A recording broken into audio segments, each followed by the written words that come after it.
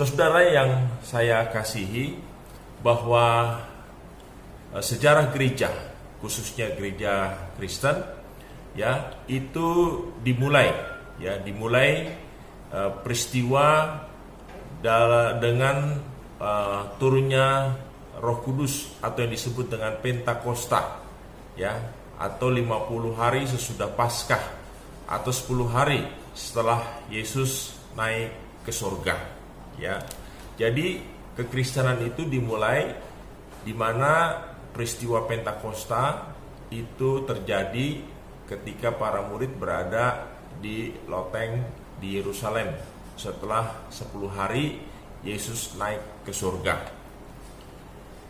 Beberapa orang mulai meyakini, ya, apa yang diucapkan oleh Petrus. Petrus mengucapkan dengan tegas dan mengajak, ya, orang-orang pada waktu itu untuk percaya dan bertobat.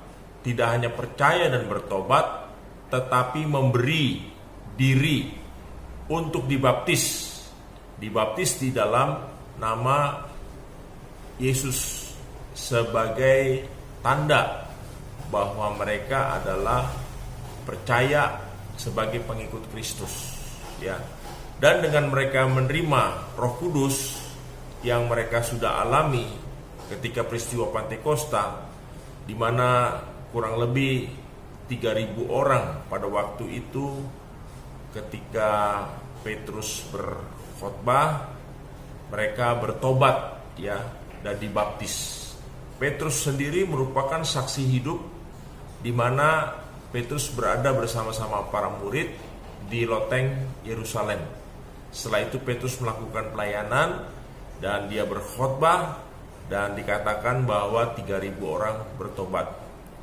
Dan jumlah itu terus bertambah, ya. Tidak hanya 3.000, tetapi beberapa lama kemudian jadi bertambah menjadi orang percaya di Yerusalem itu menjadi 5.000 orang. Sepanjang hidupnya setelah Petrus, ya, dijelaskan, maka ada juga tokoh yang sangat terkenal, ya, yang tertulis di dalam Alkitab, yaitu Paulus. Dan Paulus kita tahu tadinya adalah seorang yang tidak percaya, bahkan menentang orang Kristen, tetapi dia mengalami pertobatan di Damsyik sehingga dia menjadi pengikut Kristus. Pelayanan Paulus khusus untuk orang-orang di luar Israel atau Yahudi, ya, baik itu di Asia maupun di Eropa. Dan Paulus mendirikan banyak jemaat. Kalau saudara baca di dalam Alkitab, ada jemaat di Efesus, Filipi, Korintus, Galatia, Kolose, ya, dan beberapa jemaat lagi disebutkan di dalam Alkitab, khususnya Perjanjian Baru. Itu merupakan hasil pelayanan dari Rasul Paulus ketika dia melaksanakan perjalanan misi, sehingga kekristenan begitu berkembang pesat ketika Rasul Paulus memulai pelayanan misi yang dia lakukan selama 3 kali, yaitu misi pertama, kedua, dan ketiga. Paulus tidak hanya mendirikan jemaat, tetapi dia juga menulis, dicatat ada 9 surat untuk jemaat-jemaat yang tersebar di Asia Kecil yang tadi saya sebutkan. Ada Efesus, ada Galatia, ada Filipi, ada Kolose, ya, ada jemaat Korintus, ya. Sebagian dari suratnya adalah jemaat-jemaat yang didirikan oleh Paulus, dan ia menulis beberapa surat juga untuk rekan-rekan pelayanannya. Kalau saudara perhatikan di dalam tayangan video, maka inilah peta perjalanan Rasul Paulus di dalam mengembangkan pelayanan, ya, untuk menyebarkan agama Kristen. Jadi Paulus dia memegang peranan penting di awal perkembangan penyebaran agama Kristen. Saudara bisa lihat di dalam peta, dalam tayangan yang saya tampilkan. Setelah Paulus, maka kita juga mengenal tokoh yang lain yang dicatat di dalam Alkitab. yaitu seorang yang terkenal karena dia mati martir, yaitu Stefanus. Stefanus adalah seorang yang penuh kasih karunia ya dan kuasa. Walaupun banyak orang Yahudi yang tidak suka dan memusuhi Stefanus. Sampai pada akhirnya di dalam Kisah Para Rasul kita mengetahui bahwa Stefanus dibenci dan dia akhirnya karena begitu percaya ya dan tidak tergoyahkan imannya, dia adalah seorang martir yang pertama sehingga dia mati dilempari batu oleh karena imannya kepada Yesus Kristus yang dia yakini sebagai Tuhan dan Juru Selamat. Dan bahkan dalam keadaan sekarat, waktu dia dirajam dengan batu, waktu dia dilempar dengan batu, dia tetap mengasihi orang-orang yang membencinya. Bahkan di dalam Kisah Para Rasul 7 ayat 60, dia berdoa, dan berdoa dia katakan seperti yang diucapkan oleh Tuhan Yesus ketika Tuhan Yesus di atas kayu salib. Stefanus berdoa supaya Bapa kasihanilah mereka karena mereka tidak tahu apa yang mereka perbuat. Itu doa yang luar biasa agung di saat orang sedang menghadapi sekarat dan akan mati, tapi dia masih mengingat dan mengasihi orang-orang yang membencinya dan berdoa supaya Tuhan mengampuni karena mereka tidak tahu apa yang mereka perbuat. Setelah Stefanus, maka ada orang lain yang juga dipakai oleh Tuhan di dalam membantu pelayanan perkembangan kekristenan yang pertama, yaitu sepasang suami istri ya yang bernama Priscilla dan Aquila. Memang nama ini jarang disebut dan disinggung karena tidak berperan penting, tetapi sesungguhnya mereka sangat berperan penting untuk membantu dan mensupport pelayanan Rasul Paulus pada waktu itu. Tetapi Alkitab hanya mencatat sedikit mengenai Priscilla dan Aquila sebagai suami istri. Nah, beberapa kali nama mereka disebutkan dan berada di beberapa kota besar ya di jemaat Kristen yang pada waktu itu cukup besar ya. Jadi Priscilla dan Aquila begitu aktif sehingga nama mereka disebutkan beberapa kali di beberapa jemaat yang Paulus layani, oleh karena memang Aquila dan Priscilla ini adalah orang yang mensupport, membantu Paulus dalam pelayanan. Di dalam Kisah Para Rasul 18 ayat 2, nama Priscilla dan Aquila disebut ya, padahal Korintus ada di Yunani ya, di Yunani. Lalu di Efesus pasal 18 ayat 26 juga nama Priscilla dan Aquila disebut ya.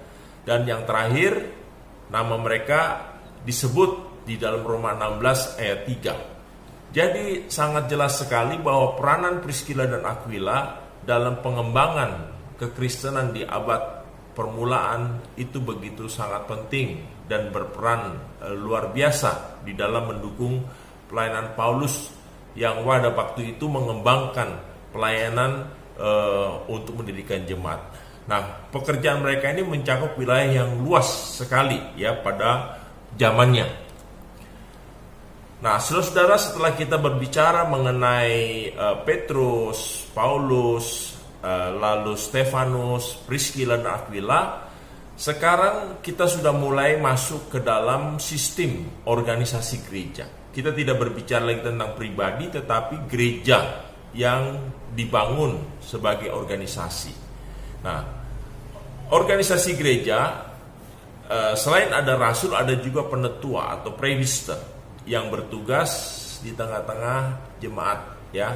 Tugasnya yaitu mengamati jemaat dalam kepemimpinan sehari-hari, mengatur keuangan, mengatur organisasi ya, atau yang disebut dengan episkopus, uskup artinya penilik. Lalu melayani orang miskin, memungut uang dana sosial, menjaga dan merawat rumah ibadah ya, yang disebut dengan diakonos, artinya pelayan.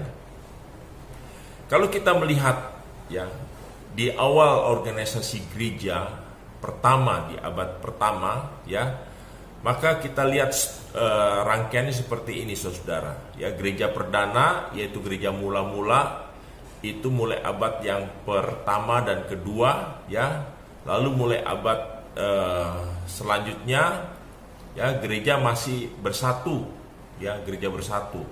Tetapi mulai abad ke-10 gereja terbagi dua, yaitu gereja timur dan gereja barat, ya, gereja timur dan gereja barat, ya, yang berpusat, kalau gereja timur itu di Bizantium dan gereja barat itu di Roma, ya. Nah, kita tahu bahwa di tahun 1517, ya, terkenal dengan peristiwa reformasi. Maka disinilah gereja akhirnya, yaitu gereja barat yang berpusat di Roma, ya, itu terbagi menjadi dua, yaitu gereja Katolik dan gereja Protestan. Itu dimulai dari peristiwa reformasi, yaitu tahun 1517. Nah, gereja Katolik Roma itu terus akhirnya berdiri sendiri sampai pada tahun 1534 terpecah menjadi gereja Anglikan. Jadi di dalam gereja Katolik sendiri terpecah menjadi gereja Anglikan itu tahun 1534. Dan gereja Anglikan juga pada akhirnya terpecah lagi menjadi gereja Metodis itu di tahun 1738. Dan gereja Metodis juga terpecah menjadi beberapa gereja atau denominasi, ya. Pada tahun 1880 dari Metodis lahirlah apa yang disebut dengan Salvation Army, ya, atau bala keselamatan, ya, gereja bala keselamatan yang dipelopori oleh William Booth. Lalu pada tahun 1901 gereja Metodis juga akhirnya pecah lagi menjadi gereja Pentakosta, ya. Nah, gereja Pentakosta di awal abad 19, ya, abad 19 juga terpecah lagi menjadi gereja karismatik. Jadi pecahan dari gereja Katolik itu menjadi gereja Anglikan, Anglikan pecah menjadi gereja Metodis juga terpecah lagi menjadi beberapa denominasi, yaitu Bala Keselamatan, gereja Pentakosta, dan juga gereja karismatik. Itu gereja barat, ya, gereja Katolik. Nah, sekarang kita lihat dari sisi yang lain, ya. Di gereja Protestan juga sejak tahun 1517 juga sesungguhnya ada 3 denominasi, ya. Denominasi yang pertama yaitu denominasi Lutheran, di mana mereka lebih menekankan kepada ajaran Martin Luther. Lalu pada tahun 1536 juga ada aliran Calvinis, ya, yang dipelopori oleh John Calvin, ya, John Calvin. Lalu tidak hanya gereja Protestan itu terpecah menjadi gereja Lutheran, gereja Calvin, tapi tahun 1537 juga lahir apa yang disebut dengan gereja Menonit yang dipelopori oleh Menno Simons. Nah, kita sudah mulai melihat alur, ya, kenapa gereja-gereja begitu banyak pada masa kini, oleh karena memang dari dalam sejarahnya ada beberapa perpecahan. Nah, dari gereja Calvin itu sendiri tahun 1607 itu terpecah menjadi gereja Baptis, saudara-saudara, ya. Nah, gereja Baptis juga akhirnya terpecah lagi di dalam tahun 1844 menjadi gereja Advent. Nah, oleh sebab itu kalau kita sekarang hidup di abad 21 melihat ada gereja begitu banyak, maka sesungguhnya apa yang saya sudah jelaskan di dalam sejarah gereja sangat jelas, bahwa di dalam aliran kekristenan atau agama Katolik juga terjadi perpecahan, lalu di dalam Protestan juga menjadi terpecah menjadi dominasi sehingga akhirnya gereja begitu banyak pada masa kini, ya. Yang jelas kita sekarang sudah memahami dari sisi sejarah gereja, kenapa gereja Advent ada, kenapa gereja karismatik ada, kenapa gereja Pentakosta ada, kenapa gereja Baptis ada, kenapa gereja Bala Keselamatan ada. Kita sudah tahu sejarahnya. Saya sudah jelaskan, ya, dalam pelajaran kita, supaya ini menjadi satu pengetahuan buat saudara, ya bahwa intinya sebenarnya di awalnya itu sama, ya, tetapi sejak tahun 1517 peristiwa reformasi itu terpisah menjadi gereja Katolik dan gereja Protestan, dan akhirnya mereka juga terpecah menjadi beberapa denominasi yang ada. Nah, sekarang kita melihat latar belakang gereja pada abad pertengahan. Ya, gereja pada abad pertengahan ada peristiwa besar yang terjadi, yaitu peristiwa yang disebut dengan Renaissance, yaitu abad 13 sampai dengan abad 14. Sesungguhnya Renaissance ini tidak serentak terjadi, tetapi itu menyebar secara perlahan di Eropa, ya. Kenapa disebut Renaissance? Oleh karena mereka ingin kembali kepada kebudayaan klasik, ya, baik itu kebudayaan Yunani, kecenderungan untuk memperhatikan kedudukan manusia, karena pada waktu itu gereja begitu sangat otoriter dan menguasai seluruh kehidupan, sehingga ada gerakan Renaissance. Artinya gerakan Renaissance itu yaitu kelahiran kembali, di mana manusia mau mengeksplor apa yang dia miliki. Jadi tidak serta-merta gereja saja yang mendominasi dan mengatur kehidupan manusia. Nah, gerakan Renaissance ini sebenarnya mengkritik tajam, ya, terhadap penyalahgunaan kekuasaan gereja. Itu dimulai pada abad akhir 13 dan mulai terjadi di abad 14. Di dalam Renaissance ini minat terhadap karya-karya klasik gereja menolong orang untuk membaca, ya. Tadinya hanya orang-orang tertentu saja yang membaca Alkitab, yaitu para rohaniawan. Tetapi sejak zaman Renaissance ini jemaat awam juga mulai belajar tentang teks-teks Alkitab, ya, dalam bahasa asli. Mereka bebas menafsir. Bukan hanya pemimpin rohaniawan saja yang berhak untuk menafsir, tetapi juga orang-orang biasa sudah berani menafsir, ya. Sehingga zaman Renaissance ini benar-benar mereka mencari kebebasan di dalam mengeksplor apa yang sesungguhnya selama ini dikekang oleh gereja. Begitu pun dalam lingkungan teknologi, ya, muncul teknik membuat kertas, cetak mencetak, ya. Ada Gutenberg, orang bisa memperbanyak tulisan dengan cepat dan mudah, ya. Lalu munculnya juga ide-ide baru, ya, mengenai percetakan Alkitab dalam bahasa sehari-hari, sehingga Alkitab tidak lagi hanya menjadi dominasi para rohaniawan, tetapi Alkitab mulai dicetak dan itu mulai didistribusikan dan dibagikan kepada jemaat-jemaat biasa untuk mereka membaca secara pribadi. Nah, di dalam masa ini, saudara-saudara, kehidupan rohani atau gereja mengalami krisis yang besar, ya. Banyak pemimpin gereja yang menyalahgunakan kekuasaan sehingga terjadi praktek simoni, ya. Praktek simoni yaitu penjualan berkat-berkat rohani, sehingga siapapun bisa diselamatkan dengan membeli surat. Nah, sebenarnya ini adalah satu kebijakan oleh karena pada waktu itu gereja sedang membutuhkan dana untuk pembangunan tempat untuk ibadah, sehingga mereka menjual apa yang disebut dengan surat indulgensia, yaitu surat pembebasan siksa neraka. Nah, ini yang ditentang oleh Martin Luther sehingga akhirnya terjadi reformasi pada tahun 1517. Pada waktu itu gereja mengalami krisis yang luar biasa. Lalu Paus Urbanus II mengatakan bahwa keikutsertaan dalam perang salib akan menjamin mereka masuk surga, ya. Penjualan indulgensia untuk membiayai pembangunan gedung-gedung gereja Santo Petrus di Vatikan, ya. Dan juga praktek simoni dilakukan juga dalam jual beli jabatan gerejawi, sehingga siapapun dapat menjadi pejabat gereja atau uskup dengan membayar, saudara-saudara. Jadi gereja memang kehilangan arah, gereja mengalami krisis yang luar biasa, sehingga praktek simoni ini begitu sangat membuat banyak orang akhirnya tidak lagi begitu menghormati dan percaya kepada gereja.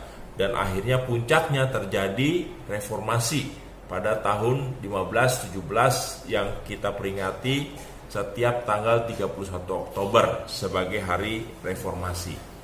Nah, di dalam kondisi secara rohani itu juga mengalami krisis, begitu pula dalam kondisi sosial politik, di mana kesadaran baru akan ras dan etnis tadinya bersatu di bawah kekuasaan Roma, ya, yang suci, karena yang memisahkan diri sebagai bangsa sendiri. Jadi Imperium Romawi di abad awal-awal begitu sangat kuat dan dominan, tetapi mulai ada kesadaran politik sehingga akhirnya berdiri banyak negara, ya, oleh karena kesadaran akan ras dan etnis yang berbeda.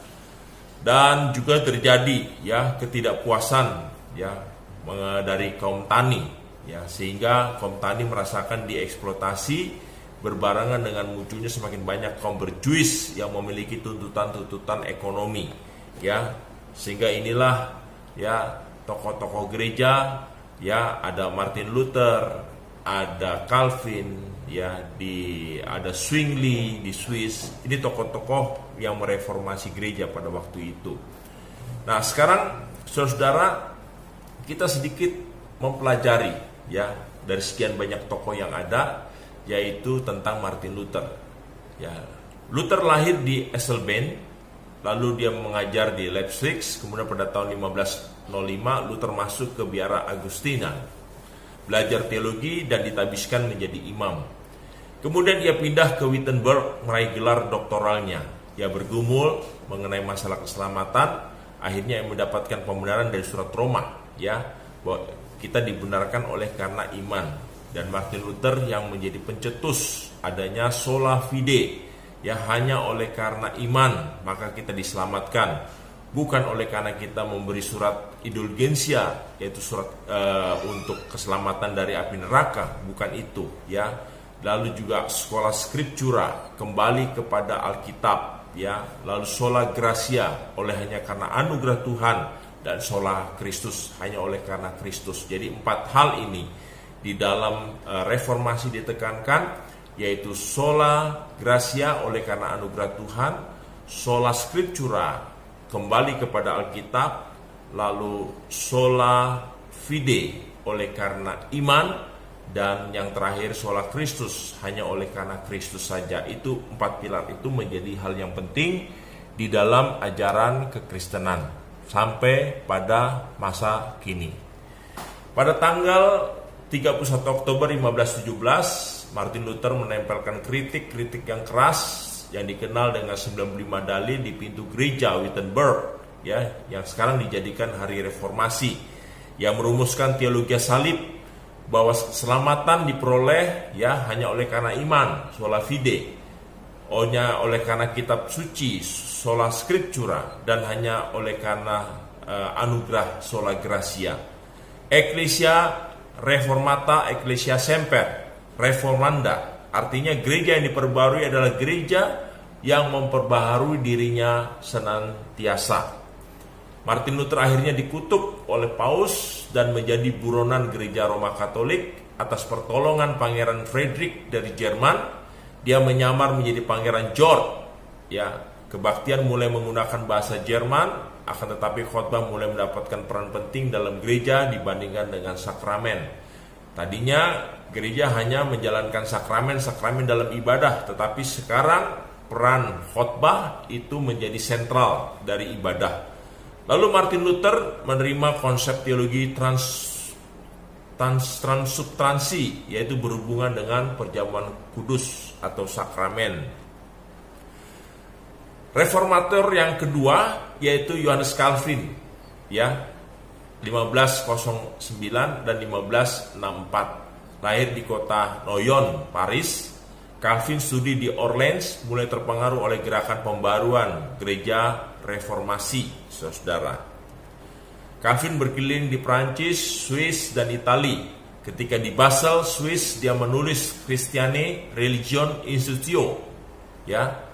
Pusat ajarannya di Jenewa, mendirikan pemerintahan yang didasarkan pada ajaran Alkitab. Ajarannya keras sehingga banyak ditentang oleh orang-orang pada waktu itu. Calvin menulis satu buku yang sangat terkenal hingga kini, yaitu bukunya Institutio. Kepala gereja adalah Kristus, bukan lagi Paus. Ya, kepala gereja bukan lagi Paus tapi Kristus. Ada 4 jabatan gereja, yaitu pendeta, penetua, pengajar, dan diaken. Membuat tafsiran-tafsiran Alkitab, tata ibadah, dan nyanyian mazmur untuk ibadah gereja. Sekarang kita melihat walaupun sama-sama reformator antara Martin Luther dengan Calvin, tetapi sesungguhnya ada perbedaan di dalam penekanan pengajaran mereka, ya. Nah, ini biasanya berpengaruh dengan aliran gereja pada masa kini, ya. Ada 3 pandangan yang cukup berbeda, ya, antara Martin Luther dan Calvin. Yang pertama yaitu tentang konsentrasi, transkutansi, dan perjamuan kudus. Yang kedua pandangan tentang gereja, dan yang ketiga yaitu penekanan masalah ajaran. Ya, jadi walaupun sama-sama reformasi, tetapi ada perbedaan antara Martin Luther dan Calvin. Ini tidak akan kita bahas lebih jauh, tetapi setidak-tidaknya kita memahami ada 3 perbedaan yang sangat mendasar, ya, seperti yang saya ungkapkan tadi. Nah, dalam perjamuan kudus dan konsentrasi atau transubstansi, perjamuan kudus adalah lambang. Bagi Martin Luther, bahwa perjamuan kudus itu adalah bagi Calvin, maksud saya, perjamuan kudus itu hanya lambang perjumpaan jemaat dan Kristus, ya. Itu menurut Yohanes Calvin, bahwa perjamuan kudus itu hanya lambang saja.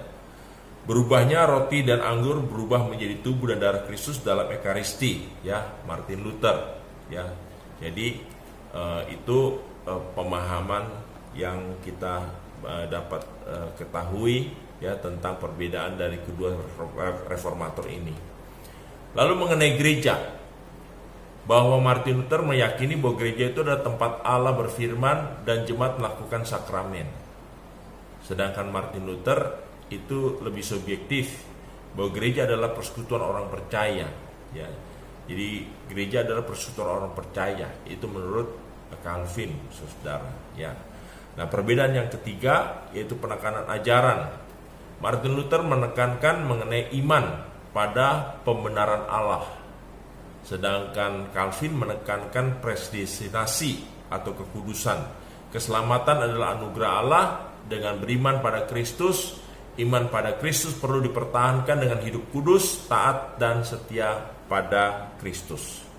Nah, demikian saudara, sedikit tidak saudara sudah mengerti penjelasan mengenai sejarah gereja, kenapa terjadi adanya Kristen Katolik dan Kristen Protestan yang pada akhirnya melahirkan banyak gereja pada masa kini. Saya sudah menjabarkan dan menjelaskan kepada saudara, ya, dan saya juga sudah menjelaskan mengenai tokoh reformasi, baik itu Martin Luther maupun Calvin, di mana perbedaannya. Ini semata-mata saya jelaskan supaya kita dapat mengerti dan memahami tentang ajaran kekristenan.